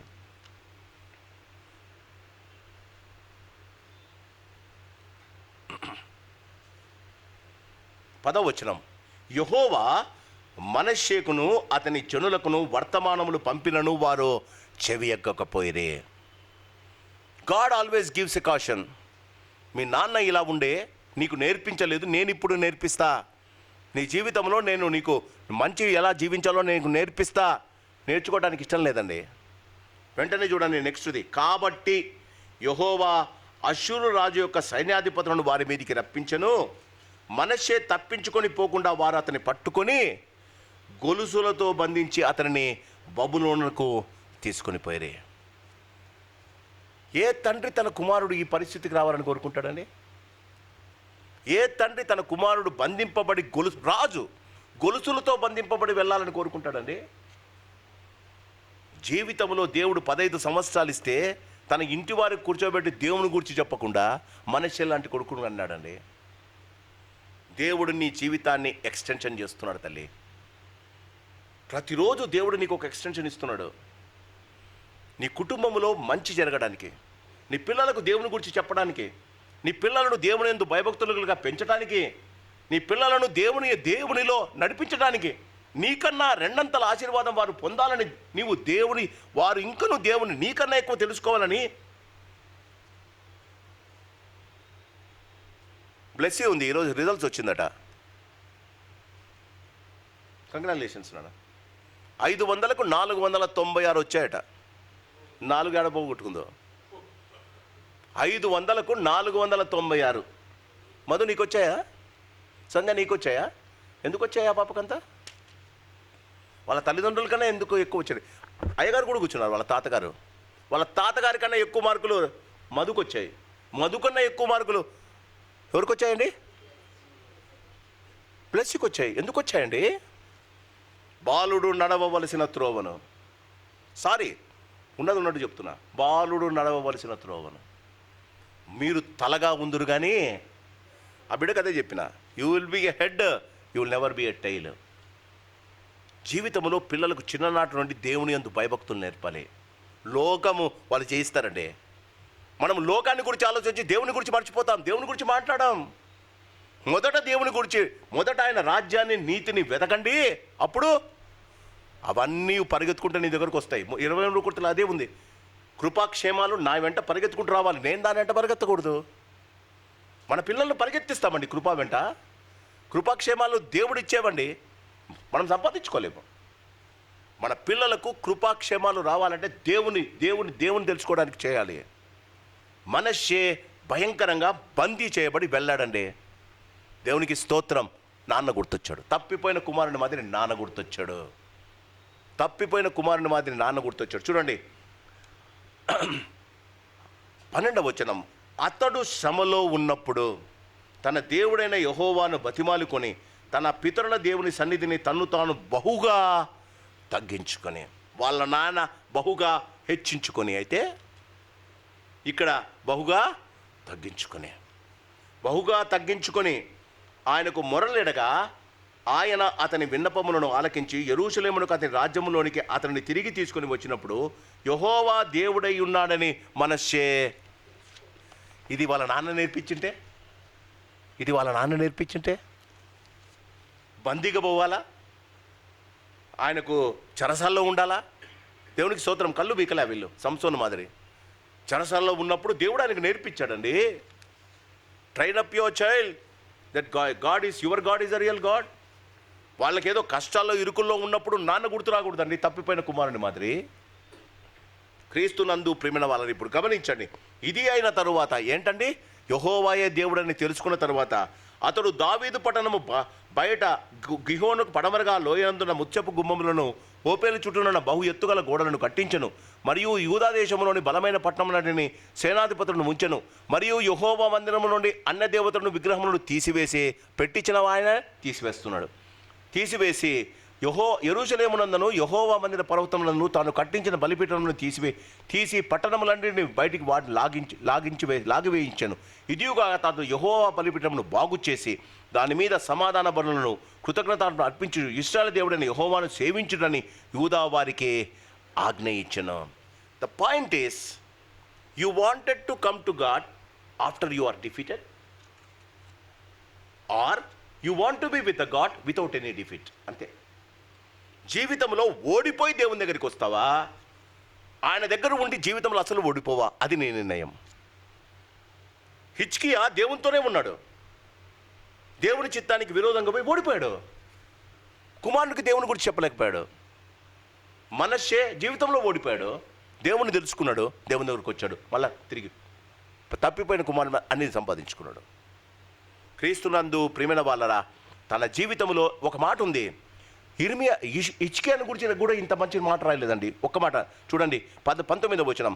అతడు చేసిన ప్రార్థనను గూర్చియు అతని మనవి వినబడుటను గూర్చియు అతడు చేసిన ద్రోహములన్నిటిని గూర్చియు తాను గుణపడక ముందు ఉన్నత స్థలమును కట్టించి దేవతాసమును చెక్కిన విగ్రహమును అతడు నిలబడకు గూర్చియు దీర్ఘదర్శులు రచన గ్రంథంలో వ్రాయబడి ఉన్నది. మనష్షే తన పితరులతో కూడా నిద్రించి తన నగరునందు పాతిపెట్టబడెను. తన కుమారుడైన ఆమోను అతనికి 3 అధ్యాయాలలో 3 రాజులు ఉన్నారు. క్రీస్తునందు ప్రియమైన వాళ్ళరా, హిజ్కియా జీవితమంతా దేవునితో ఉన్నాడు. హిజ్కియా జీవితమంతా దేవునితో ఉన్నాడు. దేవుని చేత కావలసిన ఘనత, డబ్బులు, కావలసినంత ద్రవ్యాలు, కావలసిన ఆస్తిపాస్తులు సంపాదించుకున్నాడు. కానీ చివరి దశలో దేవుడు ఆయనకు 15 సంవత్సరాలు ఇచ్చిన తన ఇంటిని, తన పిల్లలను చక్కబెట్టుకోలేకపోయాడు.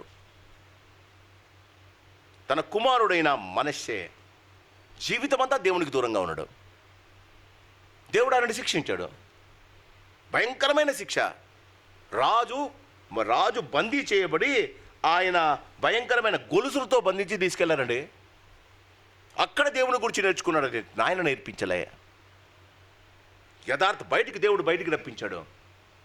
జీవితమంతా దేవుడు లేకుండా జీవించాడు. చివరి దిశలో దేవుడే జీవితంగా జీవించాడు.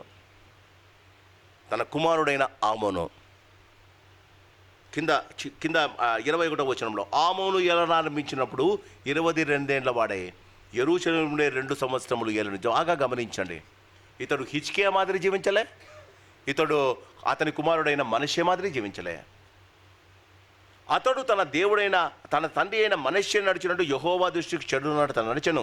తన తండ్రి అయిన మనష్షే చేయించిన చెక్కుడు విగ్రహములన్నిటిని బలులు అర్పించుచు పూజించుచు తన తండ్రి అయిన మనష్షే గుణపడినట్లు యెహోవా సన్నిధిని పశ్చాత్తాపుడు కాకయు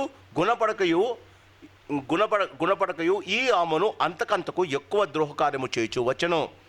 అతని సేవకులు అతని మీద కుట్ర చేసి అతని నగురందే అతనిని చంపిరి. బాగా గమనించండి, 4 అతనులు ఉన్నాయి. క్రీస్తునందు అతను హిజ్కియా మాదిరి దేవుని యందు భయభక్తులు లేడు.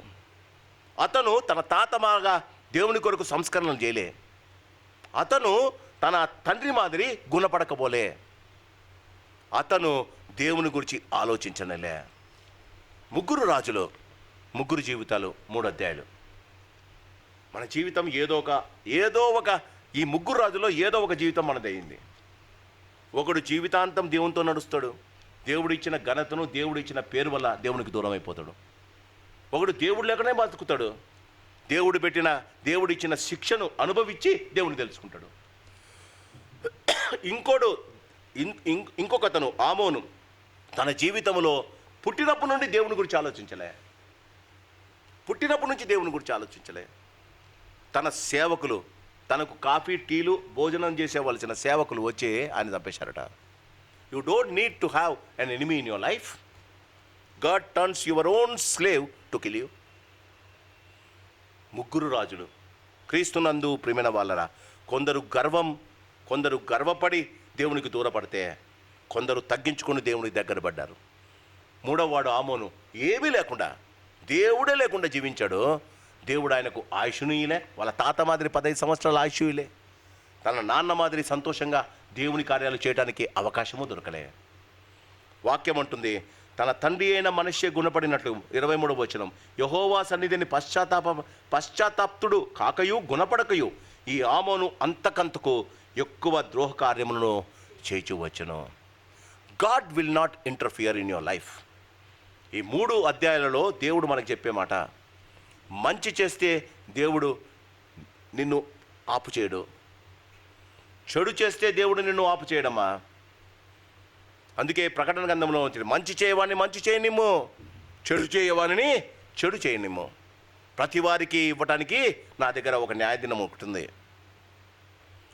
హిజ్కియా రాజు, మనష్షే రాజు, ఆమోను రాజు, ముగ్గురు రాజులు, 3 రకాల జీవితాలు. ఒకతనేమో దేవుని చేత ఆశీర్వదింపబడి ఆయుష్ను పొంది కూడా తన కుటుంబాన్ని చక్కబెట్టుకోవాలి. ఒకడేమో దేవుని యందు భయభక్తులు లేకుండా భయంకరమైన శిక్షను పొంది దేవుని తెలుసుకున్నాడు. దేవునికి స్తోత్రం. మూడోవాడు అటు దేవుని వల్ల ఆయుష్ పొందలే, ఇటు వాళ్ళ నాన్న మాదిరి గుణపడలే, ఆయన సేవకులు ఆయన చంపేశారు. This is the world. ఇదే జీవితం. జీవితంలో మనం ఎంత దేవుని గురించి, గాడ్ ఈజ్ గాడ్. దేవుడు మారని దేవుడు అండి. మన జీవితాల్లో మనం చేసిన వానికి ప్రతివాడు వాని పనిని బట్టి తీర్పు పొందుతాడు.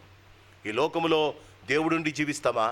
దేవుడు లేకుండా దేవుడుండి జీవిస్తే దేవుడు అభివృద్ధిలోనికి తెస్తాడు. కానీ దావీదులాగా దేవుని సన్నిధానంలో కూర్చొని దావీదు ఒక ప్రార్థన చేశాడు. ఏమంటాడండి? ఇంతగా నన్ను హెచ్చించుటకు నేనును నా కుటుంబమును ఏపాటి వారం. జీవితంలో దేవుడు ఇచ్చిన ఆశీర్వాదాన్ని, దేవుడు నాకు ఇచ్చాడని మనస్ఫూర్తిగా మనము దేవుని యందు భయభక్తులు కలిగి ఆ ప్రార్థన చేస్తే, ఆయన అంటాడు, ఆయన నా హృదయానుసారుడు. క్రీస్తునందు ప్రేమైన వాళ్ళరా, హిజ్కియా మాదిరి గర్విస్తాము. దేవుడు పెట్టిన శిక్షకు మనష్షే తగ్గించుకుంటామో మన ఇష్టం. ఇద్దరి మాదిరి కాకుండా ఆమోను మాదిరి జీవిస్తామో మన చుట్టూ వారే మనకు శత్రువులు అవుతారు. ఎప్పుడు చనిపోతామో కూడా తెలీదు. జాగ్రత్తగా ఉందాం. దేవుడి ఈ 3 జీవితాలు మనతో మాట్లాడి ఈ శ్రేష్టమైన మన జీవితాన్ని ఆయన కొరకు, దేవుని కొరకు, దేవుని యొక్క కార్యాల కొరకు, దేవుని యొక్క పని కొరకు మన జీవితాల్లో మనం చేయగలిగితే ఆయన నమ్మదగినవాడు. మన బిడ్డలను ఆశీర్వదిస్తాడు. దేవుడి వాక్యాన్ని దీవించి ఆశీర్వదించునుగాక. పరిశుద్ధుడా, ప్రేమ కలిగిన పరలోకపు తండ్రి, మరి ఒక సాయంకాలం నీ వాక్యము చేత మీరు మమ్మల్ని పోషించినందుకు నీకు వందనాలు. మమ్మల్ని దీవించారు, మా జీవితాలను చక్కపరిచారు. మా జీవితాల్లో మేము నిన్ను తెలుసుకొని జీవించడానికి, మా జీవితాలను అయ్యా నీకు అంకితం చేసుకొని జీవించడానికి మీరు చూపిన కృపను బట్టి నీకు వందనాలు. ఇది కేవలం నీ ఉచితమైన కృపనైనా, నీ కృపకు అనర్కులమైన మా జీవితాల్లో ఎన్నో ఆశ్చర్యకార్యాలు జరిగిస్తున్నారు. హిజ్కియా వలె మా జీవితాలలో మరి మా తండ్రి దేవుని సేవా కార్యక్రమంలో ఎందును మా ప్రభా దేవుని ధర్మశాస్త్ర గ్రంథం అంతటిలోనూ మా ప్రభా హృదయపూర్వకంగా నీ పనులు చేయటంలోనూ మమ్మల్ని ప్రోత్సహించండి. సంఘము అభివృద్ధిలోనికి రావాలయ్యా. సంఘము శ్రేష్టమైన నీ యొక్క కృపను పొందాలయ్యా. సంఘములో ఉన్నవారు వర్ధిల్లాలయ్యా. సంఘములో వారు అన్ని విషయాల్లో వర్ధిల్లటానికి నీ కృప చూపించండి. మరి మా తండ్రి హిజ్కియా వలె మేము గర్వపడి మీరిచ్చిన సమయాన్ని సద్వినియోగం చేసుకోకుండా మా ఇంటి వారిని, మా సమాజమును, మా సంఘాన్ని మేము బాగుపరిచేవారిగా మా జీవితాలు చేయండి. మనష్షే భయంకరమైన క్లిష్ట సమయంలో నిన్ను తెలుసుకున్నాడయ్యా. అందును బట్టి నీకు వందనాలు. అతని కుమారుడైన ఆమోను నిన్ను ఎరగక భయంకరమైన మరణము పొందారయ్యా. మా జీవితాల ముందు 3 రాజులను పెట్టారయ్యా. మా జీవితాలలో జాగ్రత్తగా నిన్ను వెదికి, నిన్ను కనుగొని నీ వాక్య ప్రకారంగా జీవించగలిగిన కృప మాకు దయచేయమని, వచ్చిన వారిని వింటున్న వారిని దీవించి ఆశీర్వదించమని ప్రాణనాథుడైన యేసునామాన్ని అడిగి వేడుకుంటున్నాం మా పరమ తండ్రి. ఆమెన్. పరమ తండ్రి ప్రేమ, ప్రభు యేసు వారి కృప, పరిశుద్ధాత్మదేవుని అన్యోన్య సహవాసం ఇక్కడ చేరిన మనకును రాలేని వారికి ఆయన కృపా కాపుదల భద్రత ఇప్పుడు ఎల్లప్పుడు సదాకాలము తోడై ఉండునుగాక. Amen. God bless you. Good night.